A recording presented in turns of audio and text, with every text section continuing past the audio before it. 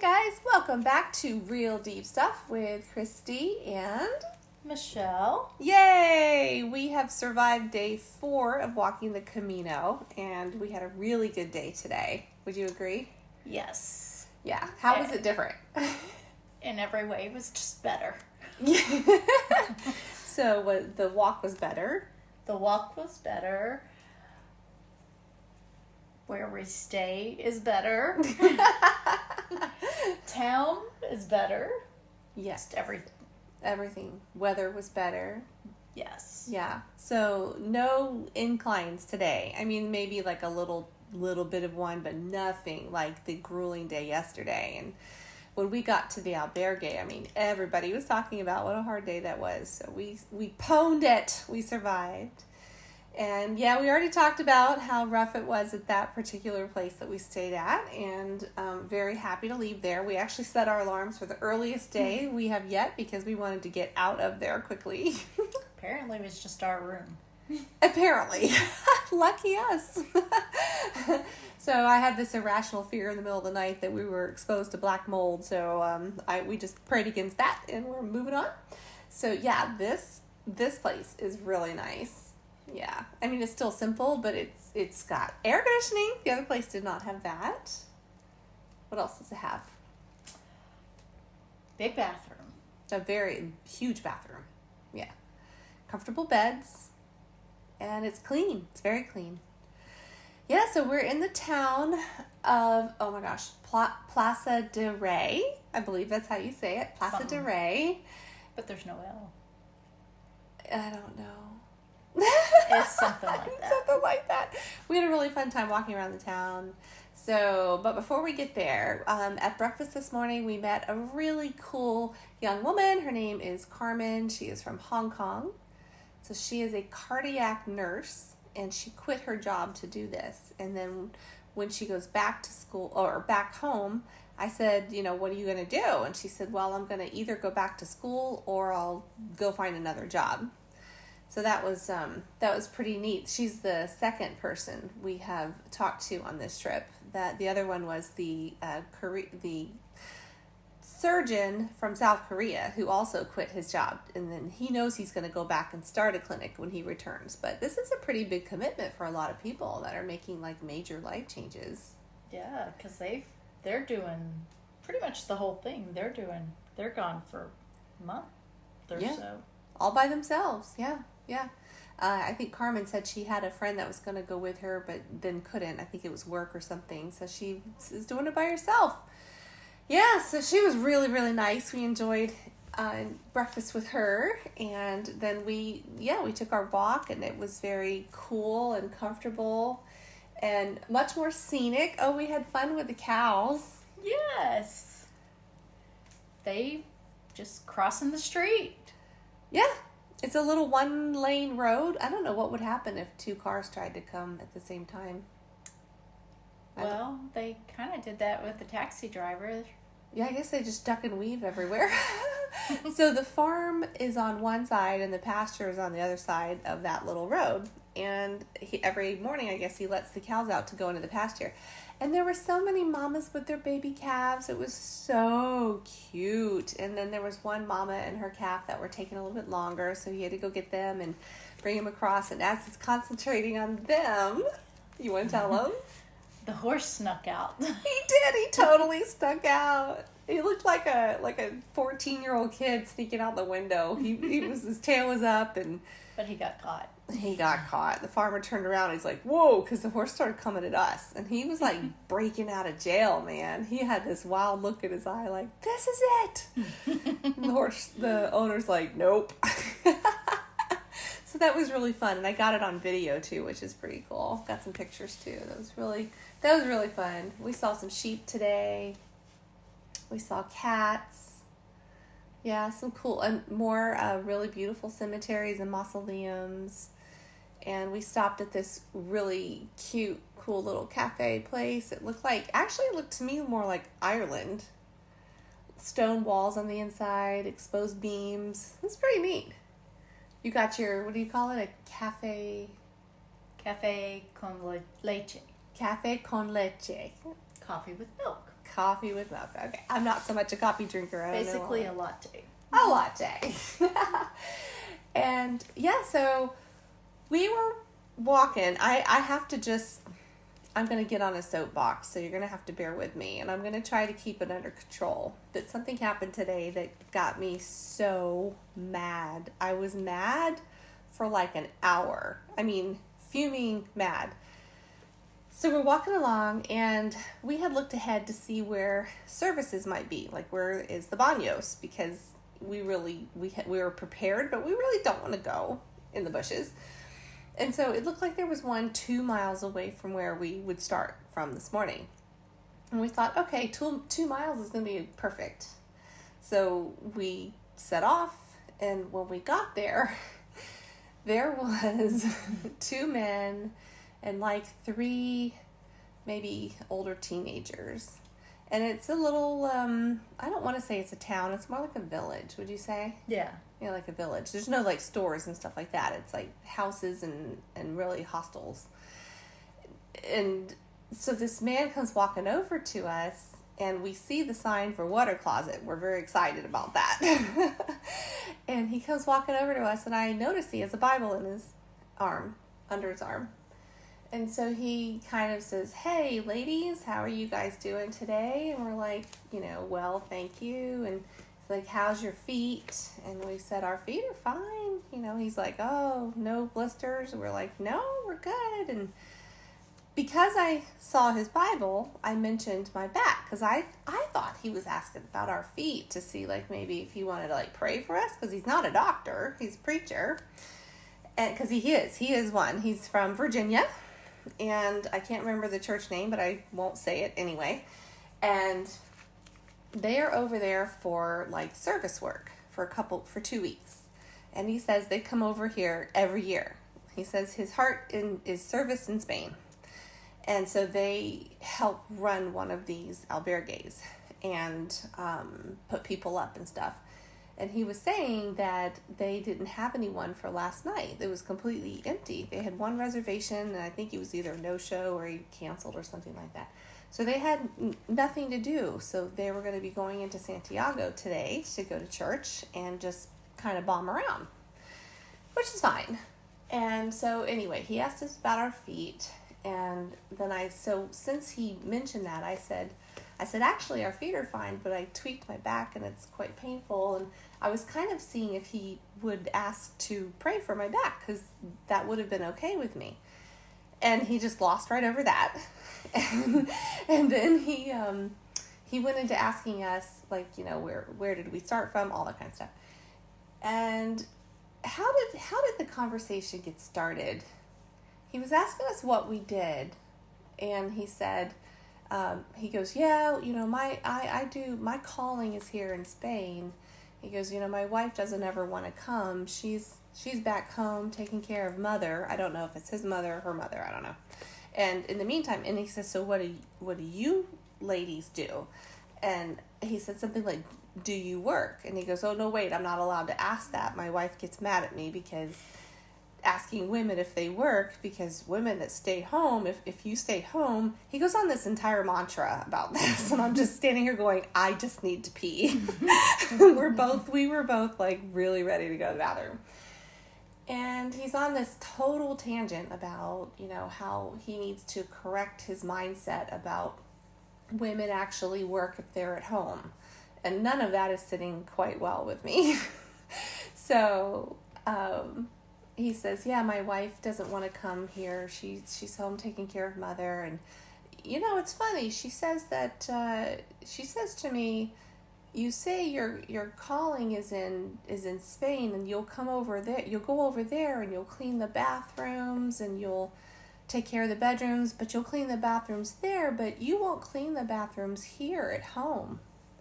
And I just, the whole conversation to me was just kind of going sideways. And I couldn't kind of help myself. And I said, it's funny what your wife said, because I just heard a sermon back home, the day before we left. It was a husband and wife. The pastor and his wife were doing a team sermon, talking about how in their younger years of marriage, he was in ministry, and he would travel and with ministry, doing, as he said it, doing the Lord's work. And then he would come home, and he would be just dog tired, and all he wants to do is just sit down in his chair, kick his shoes off, and eat, and just be resting. And instead, she would meet him at the door with 3 screaming kids and being like, okay, Tag, you're in. And he was like, I'm tired. I've been doing God's work. I just need to rest. And they got in a big fight about it. This was the sermon. Part of the sermon. It was an excellent sermon, by the way. Got in a big fight about it. And he had a mentor at the time. And he's like, I'm going to go call my mentor, because he wanted to have justification that he was in the right, that he'd been away on ministry, so he therefore deserved to be able to come home and sit down and do nothing. Unlike her, who was, also doing God's work, raising 3 kids while he was gone. And so she said, yes, call the mentor. So he called his mentor, and he said the mentor said to him, if you are too tired to come home and help take care of your family, then you shouldn't be traveling doing God's work, because your family should always get your A game. And he said that just changed their marriage. It saved their marriage, is the words that they used. So the point was, if you're doing all these things in the name of God all over the world, you better make sure you're taking care of your family first. That's your first ministry. So I shared that with this guy, and he absolutely didn't even acknowledge it, not for a second. He just went right back, right? Mm-hmm. He went right back to how women who stay home are still working. And I'm just like, oh my gosh, you totally didn't hear anything I said. And at that point, we kind of needed to get going. Oh, he asked us if we were believers, and we said yes. And then he wanted to know all about the churches we attend. Well, actually, only the one you attend in Texas. He didn't ask me any. I think at this point, he and I weren't on a great foot. So he was now only talking to you. And he goes, so you guys are saved? And we're like, yep. And at this point, we really gotta get on our way. And so here's where I got mad. His other buddy comes out of a room, and he's out of a door, and he starts locking it. And we said, we're here to use the baños, to the water closet. And, can we please? And remember, they didn't even have anybody stay with them last night. And they were going into town to go to church and then have fun and take a day off, which is nothing wrong with that. Except the guy that was locking the door, this guy that, I won't mention his name, the preacher, calls over to him and says, hey, can these ladies use the water closet? And the guy goes, well, you can if it's before 9, because we close at 9. Oh, look, it's 5 after 9. Nope, we're closed. And Michelle and I just kind of look at each other like, is this happening? and I said, seriously? Because the thing is, if that guy hadn't held us up talking about what defines a woman's work in his personal life, we would have been in and out of the bathroom already. We just had to pee. And the guy walks by us, doesn't even say hello or anything, and he's like, we're late. We got to stay on schedule. And I'm like, stay on schedule for what exactly? Oh, that's right, a church service and a day off. I mean, I get it. I go on mission trips all the time, and there's planes you have to catch and buses you have to catch and commitments you've made. But this was their day off. So the guy looks at us and says, not the preacher, but the other guy looks at us and says, there's another one about 700 meters up the road. You can wait till then, can't you? And we just looked at each other in absolute disbelief that they literally weren't going to unlock the door and let us do this. We were the only 2 people standing there. And I just, at that point, had nothing else really nice to say. I just said, I looked at him, and I looked at the preacher, who at that point could have easily said, it's my fault. I held them up talking. Let's just open the door. But he didn't say a word. We gave him the chance. He didn't say a word. And so I just looked at Michelle, and I just looked at the guy. I'm like, well, looks like we got to go. And I was done. And so we left. And we start walking. And we walked for a long time, more than 700 meters. Came to a bar/restaurant at, 8:30, 9 a.m. on a Sunday morning. Surprise! Closed. We get to the next one up the road. Closed. And then we get to the next one up the road. Closed. Yes, it took us 4 stops to find one that was open, and a very long walk. We had to go to an entirely another town to find one, which was the one that I said that looked like Ireland. And I am the whole time just like spitting nails mad. I'm just like, how... Okay, there's so many things wrong with what just happened. He said, oh, I didn't tell you the punchline. When the wife said to him, you'll go to Spain and clean toilets, but you won't clean ours, he said to her and told us, honey, you know my calling is in Spain. So how does that make her feel? She's taking care of an elderly woman, one of their mothers. I can't. So there's all of that, okay? But then, the Bible talks about taking care of God's family. And it's kind of like you were saying, it's like once he found out we were saved, he was like, okay, I have no interest here.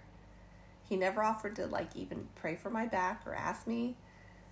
He didn't stick up for us when it was 110% his fault. We were literally 15 steps away from the bathroom. This was all happening right here.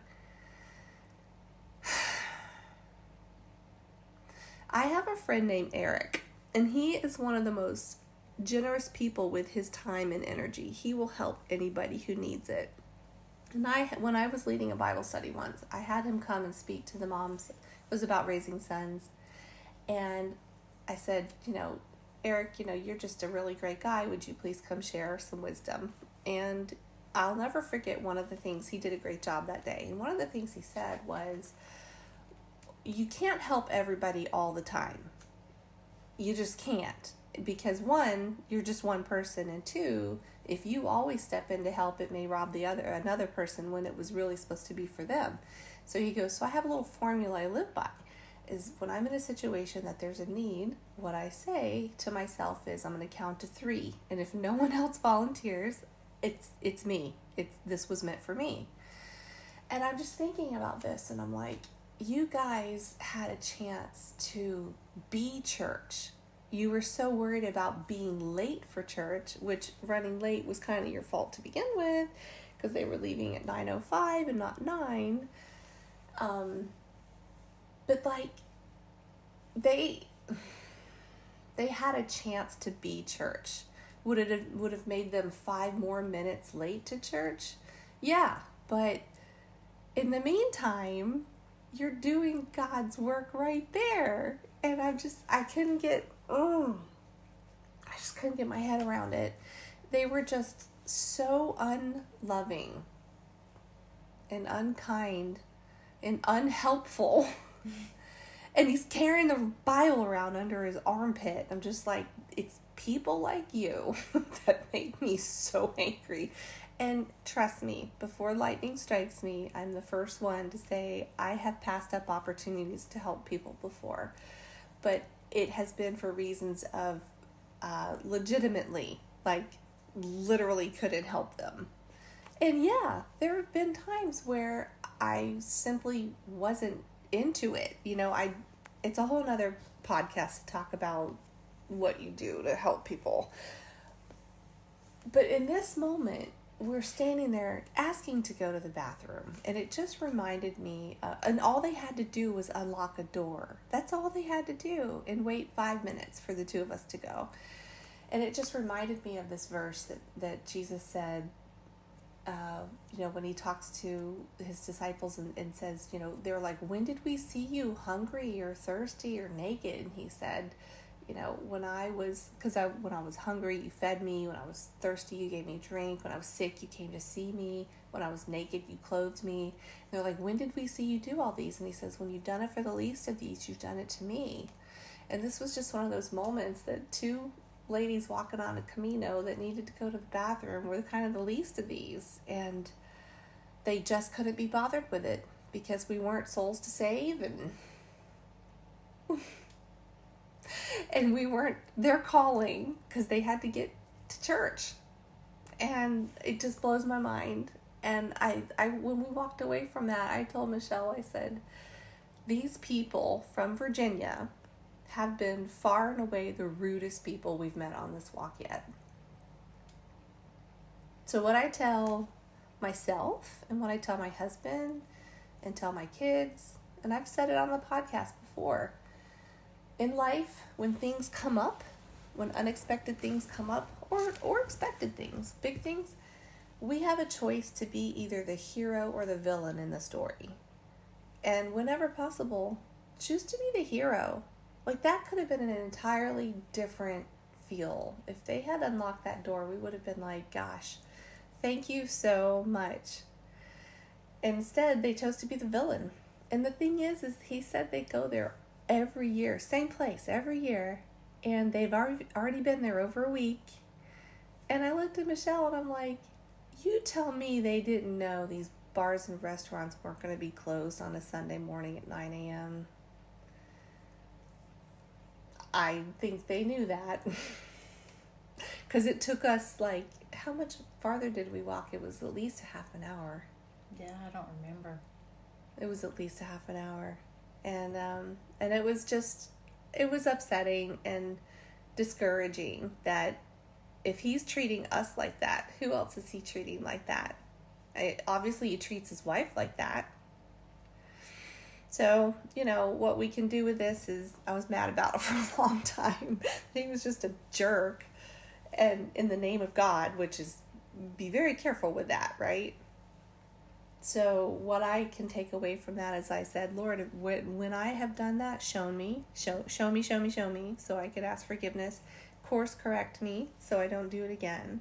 Please don't let me make someone else feel about me and Christianity and you the way he made me feel. Because the way he acted, it just gives Christians a bad name. And he's a preacher. And those 3 young adults with them, I thought, I wonder what you're learning.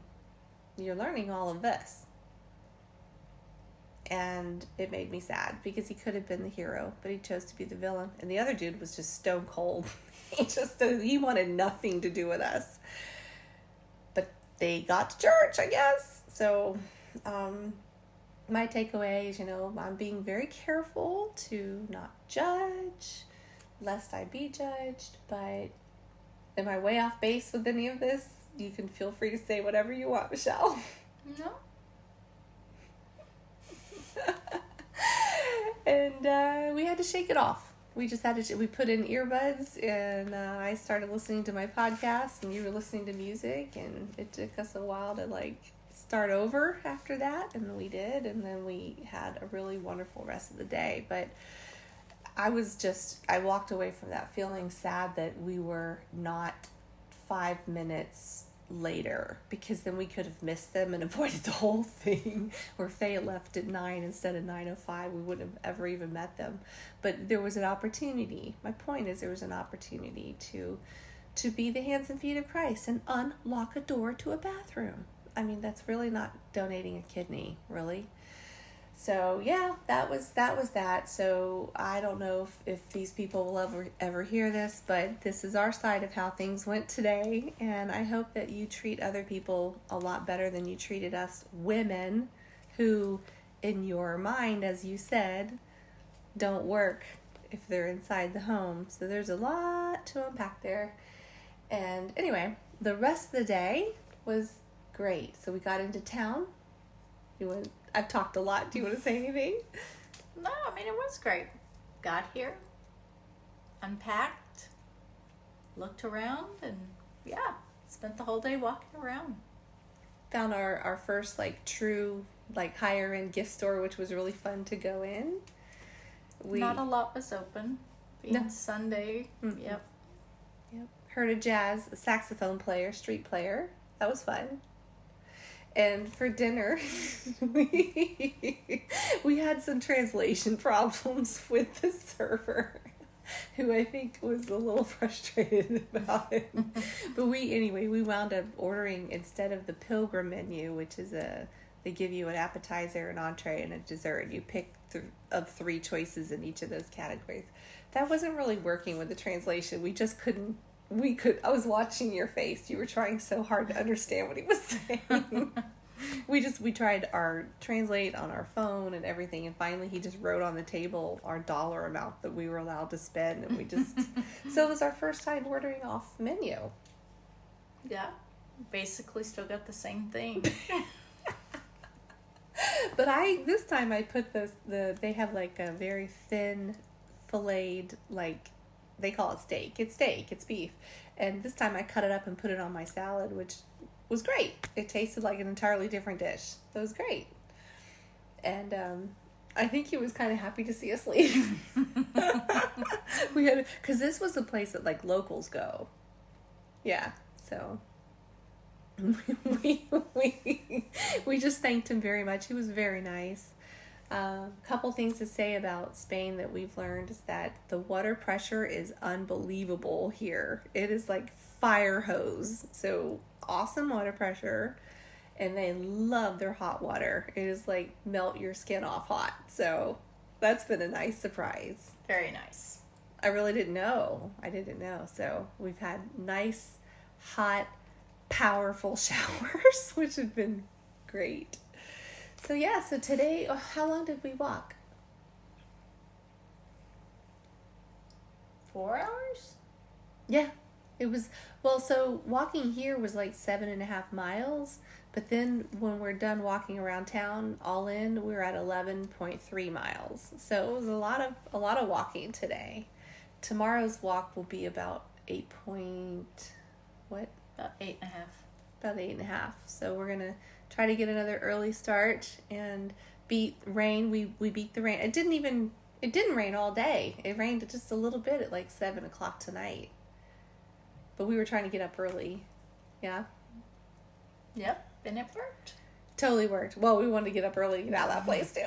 That's true. So we're going to try to get up early again, and it was just a really great day. Oh, we met Beverly from California. She was delightful. We saw our UK friend, the retired nurse Debbie. Got a picture taken with her this time.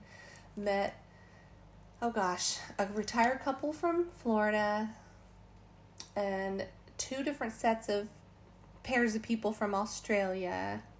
Anybody else? And then Carmen from Hong Kong. Was there anybody else that we actually talked to? I don't think so. Okay. So it's really fun to just keep meeting people from all over the world. We might have different political views, religious views, social views, chocolate, vanilla, ice cream views, but we're all here doing this Camino together, and it feels like a really neat worldwide community activity. It's pretty cool. It is. Yeah. You ready for bed? Yeah. We should probably do these sooner in the evening. So we're going to sign off for now. So day 4 was successful. My back is feeling a bit better. I'm even trusting it will feel better tomorrow. Not slow. Well, I mean, it's not slowing us down. I mean, I'm walking carefully, but we walked faster today than we have been. We beat our luggage here by like an hour. That was amazing. Yeah. Yeah, we did good today. Looking forward to another good day tomorrow and meeting more wonderful people and just really enjoying this beautiful country of Spain and all the animals and scenery. And we heard our first cuckoo today. I got it on video. A cuckoo bird, not like a cuckoo clock. Well, there was like a cuckoo bird that they based it on. We got to hear that today. I know. That was pretty special. That was. Yeah.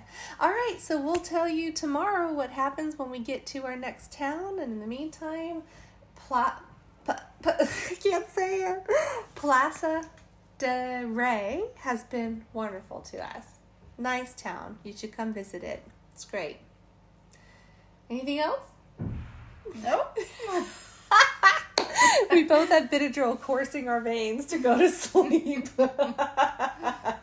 So we'll catch you tomorrow, day 4 in the books. Good night. Buenas noches.